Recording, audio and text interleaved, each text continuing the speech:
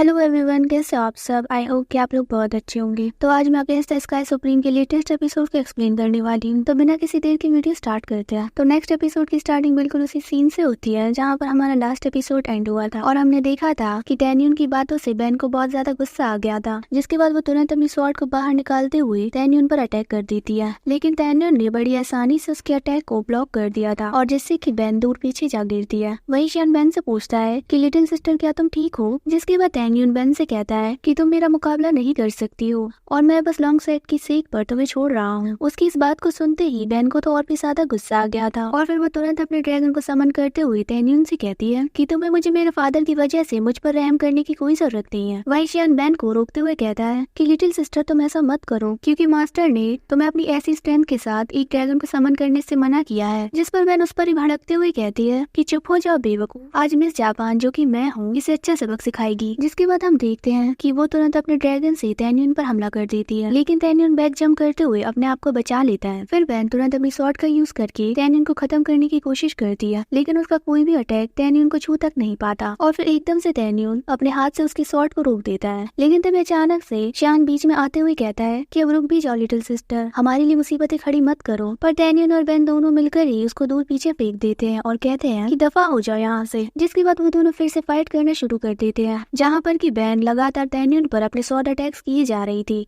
लेकिन टैन्यून उस पर पलटवार नहीं करता। शियान से ये सब देखा नहीं जा रहा था, इसीलिए वो बार बार जंप करते हुए आकर उन्हें रोकने की कोशिश करता है, पर हर बार वो दोनों से दूर पीछे फेंक देते हैं। जिसके बाद अचानक से वहाँ पर एक स्लेव आता है और वो शियान से कहता है कि ये रही चाय और पेस्ट्रीज लिटिल सिस्टर के लिए। जिस पर शियान बहुत ही ज्यादा गुस्से में से बोलता है कि भाड़ में गई तुम्हारी चाय और पेस्ट्रीज, अब जाओ जल्दी से जाकर मास्टर को बुला कर लाओ और उन्हें बताना कि little sister out of control हो चुकी है। अब बेन को देखकर वो स्लेव भी बहुत ज्यादा घबरा गया था। जिसके बाद हमें दिखाया जाता है कि टैन्यून ने अपने हाथ की मदद से बेन की स्वॉर्ड को ब्लॉक कर रखा था और फिर वो उसे दूर पीछे फेंक देता है, पर बेन तो हार ही नहीं मान रही थी। वो दुगनी रफ्तार से टैन्यून पर हमला करने के लिए आगे बढ़ती है, लेकिन तभी टैन्यून ने अपनी पावर्स का यूज करके बेन के गुस्से को शांत करके उसको बेहोश कर दिया था और अब जैसे ही वो नीचे गिरने वाली थी तो टैन्यून उसको पकड़ लेता है और ये देख शियान को थोड़ी मिसअंडरस्टैंडिंग हो जाती है और वो टैन्यून को देखकर गुस्से से कहता है कि आखिर इस लड़की की बेन को हक करने की हिम्मत कैसे हुई। फिर वो तुरंत टैन्यून के पास आकर कहने लगता है कि आखिर तुमने इसके साथ क्या किया। जिस पर टैन्यून जवाब देते हुए कहता है कि मैंने तो बस इसकी बॉडी के अंदर मौजूद वायलेंट एनर्जी को सप्रेस किया है, ये जल्दी जाग जाएगी। उसकी इतना कहते ही बेन जाग भी जाती है और अब जैसे ही वो अपनी आंख खोलती है तो टैन्यून को अपने इतना करीब देखकर वो जल्दी से दूर हटते हुए कहती है कि तुम्हारी इतनी हिम्मत। हाँ, अब जैसे ही वो फिर से स्वॉर्ड से उस पर अटैक करने वाली थी कि तभी बीच में शियान आकर उसको रोक देती है और वो बेन से कहती है कि अभी ब्रदर टैन्यून ने कोई भी एक्शन नहीं लिया है, वरना वो मास्टर लॉन्ग का वेट भी नहीं करता और तुम्हें यहीं पर खत्म कर देता। फिर तभी टैन्यून भी बेन से कहता है कि मेरा लॉन्ग सेक्ट की डिसाइपल रिक्रूटमेंट को डिस्टर्ब करने का कोई भी इरादा नहीं है, लेकिन देखो कि वो लड़का जाओ कितना ज्यादा टैलेंटेड है, मैं बस इतने ज्यादा टैलेंटेड डिसाइपल को लूज नहीं करना चाहता। तो बताओ क्या तुम रिक्रूटमेंट में एक्सेप्शन क्रिएट करना चाहती हो, तो मैं ये खुद से डिसाइड करना पड़ेगा। अब उसकी बातों को समझते हुए बेन टैन्यून से कहती है कि हाँ, हम ये फैसला कर सकते हैं और ये लड़का हमारी लॉन्ग सिटी का जीनियस है और मैं कभी भी एक आउटसाइडर को इसका एडवांटेज नहीं दूंगी। और फिर उसकी इस बात को सुनकर शियान जाओ से कहता है कि जूनियर सिस्टर ने तुम्हें एक्सेप्ट कर लिया है। जिसके बाद हम देखते हैं कि जाओ उन सभी का शुक्रिया अदा करता है। फिर टैन्यून जाओ से कहता है कि वैसे इसमें मैंने तुम्हारी बहुत हेल्प की है, तो तुम्हें मुझे अपने घर में ले जाकर एक अच्छी ट्रीट देनी चाहिए, है ना। जिस पर जाओ भी बहुत ज्यादा खुश होते हुए उससे कहता है कि अरे से पूछने वाली क्या बात है, चलिए आप दोनों अभी मेरे घर चलिए। और जिसके बाद वो तीनों वहाँ से चले जाते हैं। वहीं हम बेन को देखते हैं जो कि ये सब देखकर कहती है कि सच में मैंने आज से पहले इतना बेशर्म इंसान नहीं देखा जो कि दूसरों की हेल्प करने के बाद उन्हें ब्लैकमेल करता है अपने घर ले जाकर खाना खिलाने के लिए। फिर तभी शियान बेन से पूछता है कि आखिर ये दोनों आए कहाँ से हैं, पर तभी बेन उससे कहती है कि तुम यहाँ पर रहकर सब कुछ अच्छे से हैंडल करो, मैं इनके पीछे जा रही हूँ। जिसके बाद वो वहाँ से चली जाती है। फिर अगली सीन में हम टैन्यून, शियान और जाओ को देखते हैं जो कि जाओ के घर पर ही जा रहे होते हैं। वहीं रास्ते में शियान टैन्यून से पूछती है कि कैसे छोटी सिटी में तुम्हारा ध्यान इस जैसे जीनियस पर कैसे गया। जिस पर टैन्यून जवाब देते हुए कहता है कि इसीलिए तो मैंने जाओ को हमें अपने घर ले जाने को कहा। जिसके बाद अचानक से वहाँ पर बेन आ जाती है और उसे देख शियान से पूछती है कि आखिर तुम यहाँ पर क्या कर रही हो। जिस पर बेन अकड़ते हुए कहती है कि मेरे मेरे फादर ने मुझे तुम्हें एंटरटेन करने को कहा है, इसीलिए हमें साथ रहना पड़ेगा। जिसके बाद हमें जाओ का घर दिखाया जाता है, जहाँ पर कि उसकी ग्रैंडपा तैनियन को थैंक्स करते हुए कहते हैं कि तुम्हारी वजह से लॉन्गजन सेक्ट वालों ने मेरे ग्रैंडसन को एज अ डिसाइपल एक्सेप्ट कर लिया, इसीलिए मैं तुम्हारा बहुत ज्यादा ग्रेटफुल हूँ। फिर वो उन सभी को अंदर आने को कहते हैं। जिसके बाद तैनियन उस ओल्ड मैन से कहता है कि सब कहते हैं कि जाओ को मास्टर वू ने ट्रेन किया है, तो पक्का मास्टर वू भी अलग लेवल के ही अल्केमिस्ट होंगे, तो यहाँ पर वो जाओ के ग्रैंडपा का ही नाम है। जिसके बाद मास्टर वो जवाब देते हुए कहते हैं कि मैं तो बस एक मॉडल हूँ जिसने की लॉन्गजन सिटी में पूरी जिंदगी काम किया, मैंने किसी तरीके का कल्टीवेशन और सेक्ट ज्वाइन नहीं किया, मुझे तो बस बाय चांस की रिफाइनिंग की एक सीक्रेट बुक मिल गई थी और मैंने सब कुछ खुद ब खुद सीखा है। अब उनकी बातों को सुनकर वहाँ पर मौजूद बैन अपने मन में कहती है कि ऐसा तो लॉन्गजन सिटी रिकॉर्ड बुक में लिखा है कि इस ओल्ड मैन की दुकान लॉन्गजन सिटी में बस 10 सालों से ही है। फिर तभी तैनियन कहता है कि की रिफाइनिंग की सीक्रेट बुक टेक्निक्स को प्रैक्टिस करने के साथ भी आती है। जिस पर जाओ जवाब देते हुए कहता है कि ग्रैंडपा कहते हैं कि मेरी पत्नी की मौत के बाद उन्होंने मेरे लिए एक प्रैक्टिस मेथड छोड़ा था। फिर तभी तैनियन कहता है कि आप मेरे हुआंगफू सेट को तियानवा इक्वेशन को बिल्ड करने में हेल्प कीजिए और ये ऐसा नहीं होना चाहिए जैसा कि पहले था, और मुझे पूरा विश्वास है कि जाओ लॉन्गजन सेक्ट का एक ग्रेट पर्सन बनेगा। जिस पर जाओ के ग्रैंडफादर कहते हैं कि sect master long great talent और कमाल की स्ट्रेटेजी रखने वाले इंसान है और मैं जरूर से हुआंगफू सेक्ट के साथ दोस्ती करूंगा जिससे कि एनेक्सेशन पर कोई भी क्राइसिस नहीं होगी। उनकी ऐसी बात पर तैनियन, बेन और शानिर सतर्क हो जाते हैं और तभी शानिर उनसे कहती है कि आखिर हुआंगफू सेक्ट ने दूसरे सेक्ट को एनेक्स करने की कोशिश कब की। जिस पर तभी तैनियन बात को संभालते हुए कहता है कि सच में मास्टर वो आप बहुत अच्छा मजाक करते हैं, वैसे अभी के लिए हमें दूसरे काम है तो अब हम चलते हैं। और फिर इतना कहते ही वो सब जाओ के घर से बाहर आ जाते हैं, जहाँ पर की बैन उनसे कहती है कि मैं सबसे पहले तुम्हें लॉन्गजन सिटी के पवेलियन में ले जाती हूँ जो कि इस सिटी का सबसे अच्छा रेस्टोरेंट है, लेकिन मैं तुम्हारे साथ नहीं हो पाऊंगी क्योंकि मुझे दूसरे काम है। जिस पर तैनियन कहता है कि उसकी कोई जरूरत नहीं, मुझे बस ब्लैक स्मिथ शॉप के आसपास कोई जगह ढूंढ दो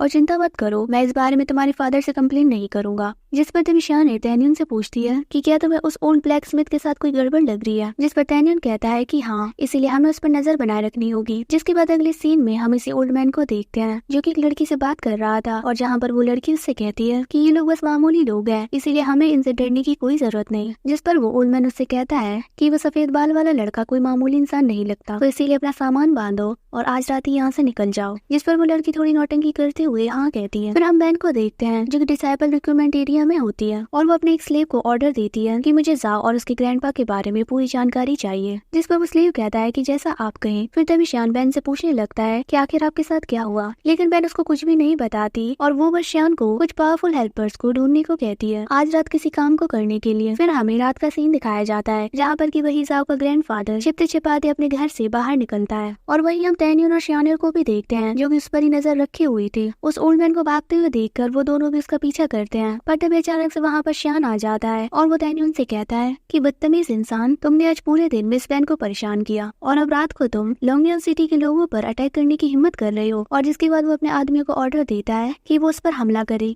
लेकिन तैनियन और श्यानिर ने एक ही बार में उन्हें पीछे फेंक दिया था। और फिर तभी अचानक से वहाँ पर बैन भी आ जाती है और वो श्यान से कहती है कि तुम्हें कोई गलतफहमी हुई है, असल में वो ओल्ड मैन बहुत बुरा इंसान है, मैंने तुम्हें उसे पकड़ने के लिए ही यहाँ बुलाया था, तुमने उसे पहले क्यों नहीं पकड़ा। जिसके बाद वो तीनों उस ओल्ड मैन को पकड़ने के लिए वहाँ से चले जाते हैं। जिस पर तभी बैन तैनियन से कहती है कि क्या हम एक शर्त लगा सकते हैं। जिस पर तैनियन कहता है कि मेरे पास बकवास बातों के लिए टाइम नहीं है। इतना कहकर वो दोनों वहाँ से निकल जाते हैं। फिर नेक्स्ट सीन में हमें श्यान और उसके आदमियों को दिखाया जाता है जहाँ पर की ओल्ड मैन उनकी धुलाई कर रहा था। फिर तभी वहाँ पर बैन और श्यानिर आ जाते हैं जहाँ पर की श्यान डायरेक्टली उस ओल्ड मैन से फाइट करती है। फिर तभी वो ओल्ड मैन जैसे ही पीछे जाता है वहाँ पर पलक झपकते तैनियन आकर उसका गला पकड़ कर कहता है कि अब तुम कहीं नहीं भाग सकते। जिस पर वो ओल्ड मैन कहता है कि अच्छा ऐसा क्या। और तभी हम देखते हैं कि वो ओल्ड मैन एक लड़की में बदल गया था और जिसका मतलब था कि ये बॉडी उस ओल्ड मैन की रियल बॉडी नहीं थी। ये देख वहाँ पर मौजूद सभी लोग हैरान हो गए थे और फिर इसी सीन के साथ ही वाला एपिसोड यहीं पर एंड हो जाता है। होप करती हूँ कि आपको आज का एपिसोड अच्छा लगा होगा। अगर हाँ तो वीडियो को लाइक और चैनल को सब्सक्राइब करना बिल्कुल मत भूलना। और साथ ही अपकमिंग एपिसोड्स के नोवेल भी बहुत जल्द इस चैनल पर अपलोड होंगे। So stay tuned with us. मिलते हैं एक और नई वीडियो में।